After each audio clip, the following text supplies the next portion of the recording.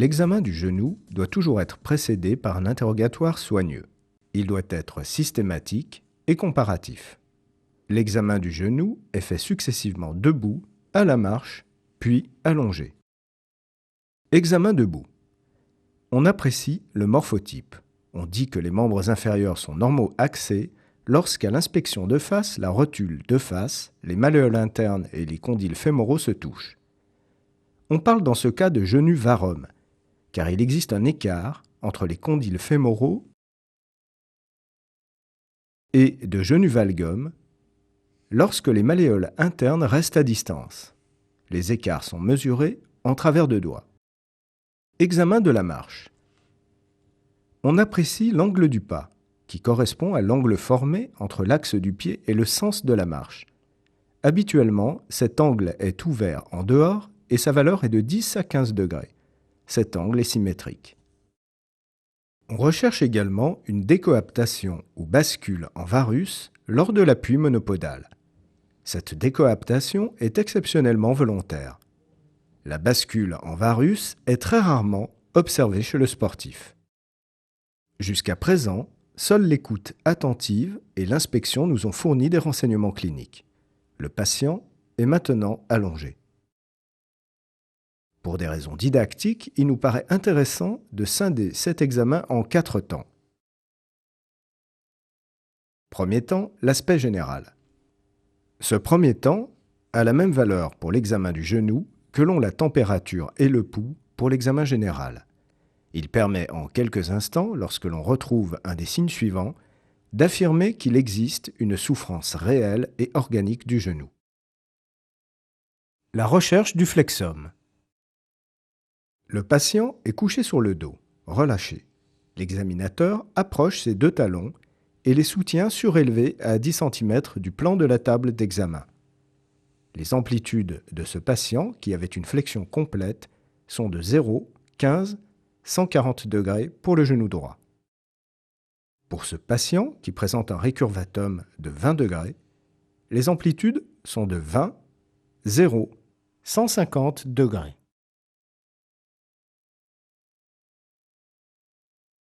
La recherche d'un épanchement. Les 2 index posés de part et d'autre de la rotule, le pouce et les 3 derniers doigts chassant le liquide vers la rotule, la pression de l'index recherche le choc rotulien.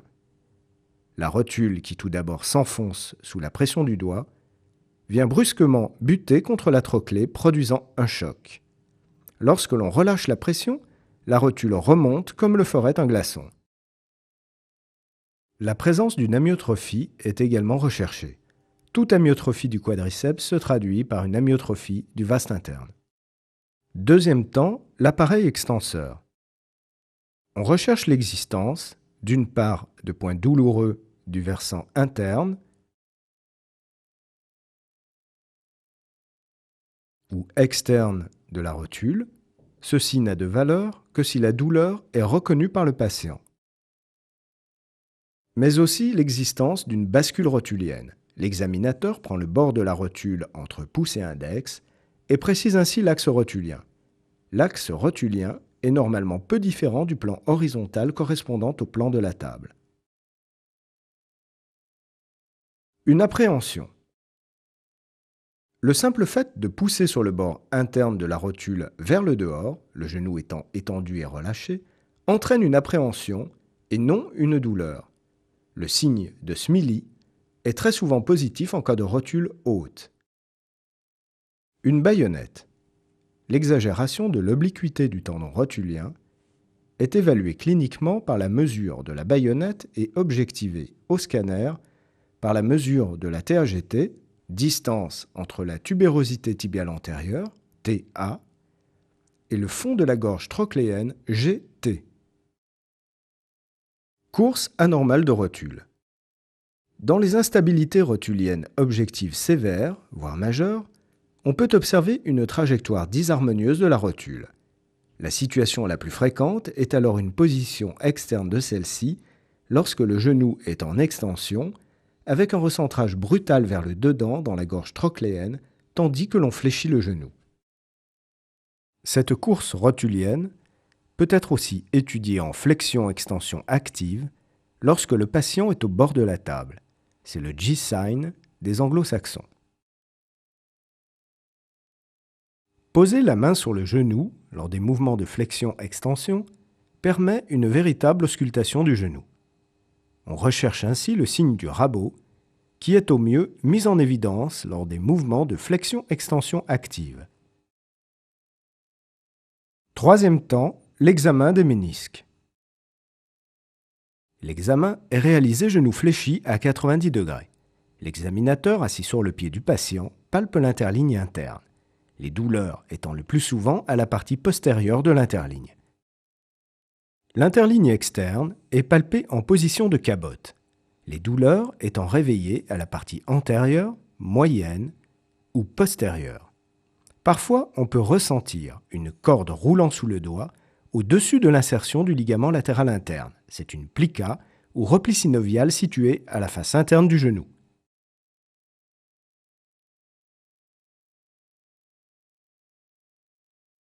Le test de McMurray réveille une douleur avec un claquement inconstamment perçu.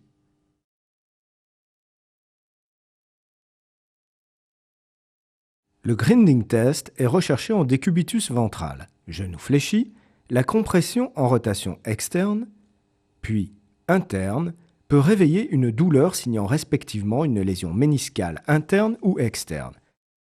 La même manœuvre, sans compression, teste plutôt les formations ligamentaires. Le signe de cabote. Le genou est fléchi, talon reposant sur le genou contralatéral. Le compartiment externe est mis en distraction par la pression sur le versant interne du genou et réveille la douleur externe. Le kyste du ménisque externe siège sur l'interligne externe. Il est parfaitement visualisé en semi-flexion. Il disparaît en hyperflexion. Réapparaît lorsque l'on étend progressivement le genou et disparaît lors de l'extension complète. Le ressaut méniscal. Chez l'enfant, un ménisque externe mal formé est à l'origine d'un mouvement anormal en flexion ou en extension forcée. Ce mouvement anormal est appelé ressaut méniscal. Il est parfois audible. Quatrième temps, la recherche d'une laxité. On recherchera successivement les 7 tests de laxité. L'examen doit être comparatif. Un jeu articulaire est normal, un jeu asymétrique est anormal. La laxité frontale en extension. Ce test, lorsqu'il est positif, que ce soit en valgus ou en varus, affirme une rupture périphérique interne ou externe. Une laxité en extension, surtout interne, doit faire rechercher une rupture du ligament croisé postérieur. La laxité frontale à 30 degrés de flexion. Une laxité en valgus flexion et en rotation externe ou valfé témoigne d'une lésion du ligament latéral interne, alors que le mouvement en varus, flexion et rotation interne ou varphi, explore les formations externes. Le ligament latéral externe est très bien palpé en position de cabote où il est tendu comme une corde. Cet examen doit être comparatif. Le récurvatum asymétrique, s'il est important, signe une rupture des coques postérieures. On peut néanmoins observer un léger récurvatum en cas de rupture du ligament croisé antérieur. Le tiroir antérieur à 90 degrés de flexion ou tiroir direct. Le tiroir direct signe une rupture du ligament croisé antérieur. Pour qu'il s'exprime, il faut une lésion concomitante des formations périphériques, en particulier du point d'angle postéro-interne ou du ménisque interne qui, en flexion à 90 degrés, forme une cale s'opposant à la translation tibiale antérieure. Le tiroir postérieur à 90 degrés de flexion. Il signe une rupture du ligament croisé postérieur. Parfois, la rupture est chronique et il existe un avalement de la tubérosité tibiale antérieure, bien visualisé de profil à jour frisant. Dans ce cas, on ne retrouve le tiroir postérieur qu'après avoir réduit les plateaux tibiaux sous les condyles.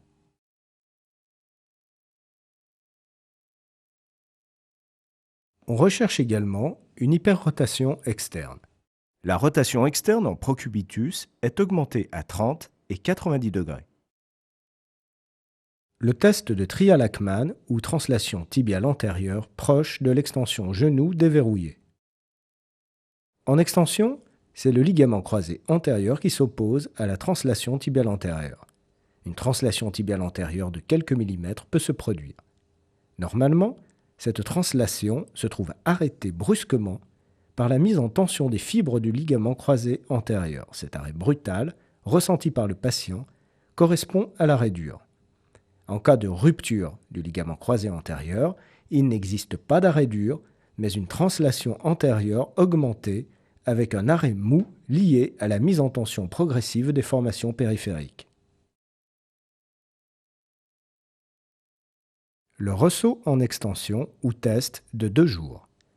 L'action opposée des deux mains induit une translation tibiale antérieure, possible si le ligament croisé antérieur est rompu. C'est en exerçant une pression axiale, en compression et en valgus avec son tronc, que l'examinateur fléchit le genou du patient.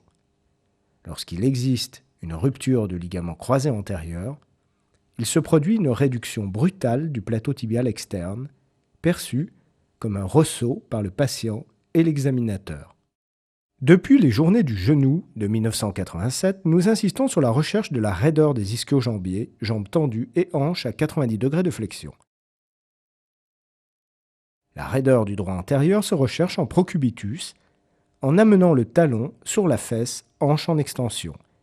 Lorsqu'il existe une raideur, le talon ne peut pas atteindre la fesse. Il existe une distance entre le talon et la fesse qui est mesurable. Cet examen doit être comparatif.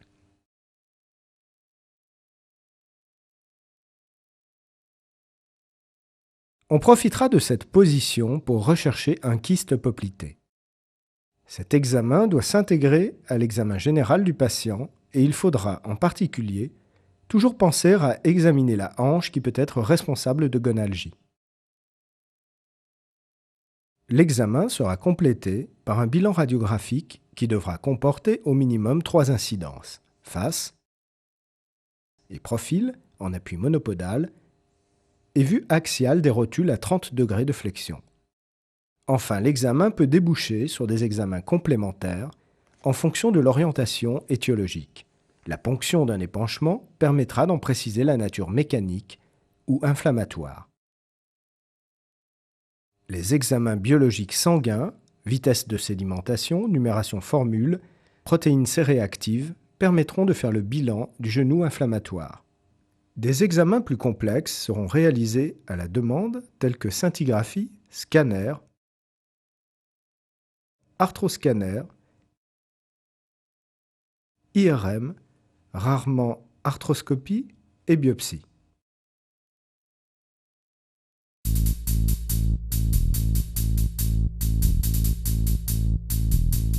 Le regroupement de ces différents symptômes permet de définir quelques grands syndromes. Laxité antérieure isolée, manœuvre de Trial-Lachman positive, ressaut positif. Laxité antérieure évoluée, outre ces 2 signes positifs, tiroir antérieur direct positif. Laxité postérieure caractérisée par 4 signes. Arrêt dur retardé à la manœuvre de Trial-Lachman. Absence de ressaut. Tiroir postérieur positif à 90 degrés. Avalement de la tubérosité tibiale antérieure. L'instabilité rotulienne objective, ou IRO, signe de Smiley positif. La course anormale de rotule est un signe d'instabilité majeure. Lésion méniscale interne, idarthrose, point douloureux méniscal interne. Manœuvre de McMurray positive, avec un claquement inconstant. Grinding test positif.